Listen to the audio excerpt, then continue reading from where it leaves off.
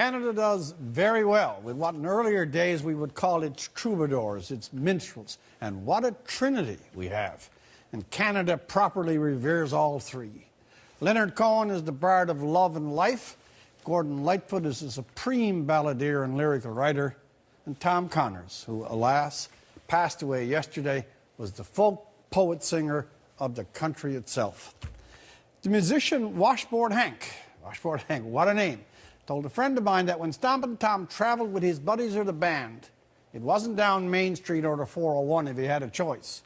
It was always on the back roads, the side streets, the small town byways, so that they could really see the country and the people Tom sung about to appreciate its beauty and the people.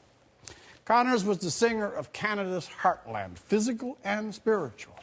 From PEI to Sudbury, the poet of the towns and pastimes. Our only real hockey song is his. The occupations of Canada and its places. Ordinary, down home, good times at the game places. His whole work was one rich hallelujah for the little guy. The pleasure and pride in everyday things and everyday people.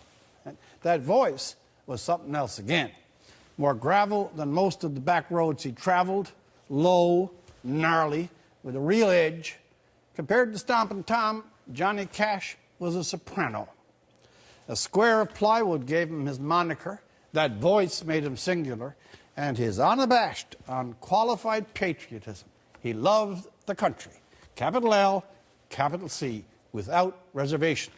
His unabashed patriotism gave him a corner in the hearts of ever so many Canadians.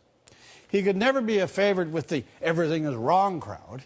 He was an evangelist, forever telling the good news and plain stories of Canadian life. It's not hard to understand Tom Connors.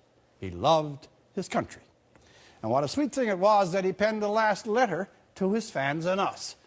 Quote, "It takes a clear heart to write as well as he did in this farewell."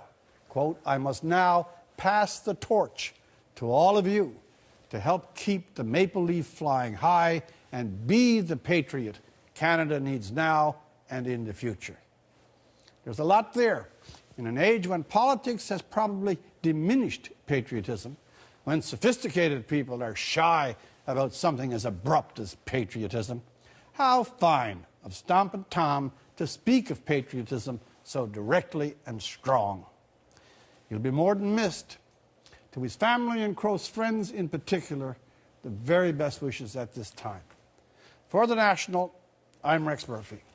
And oh yes, he was a gifted astronomer. He identified, don't you know, the man in the moon.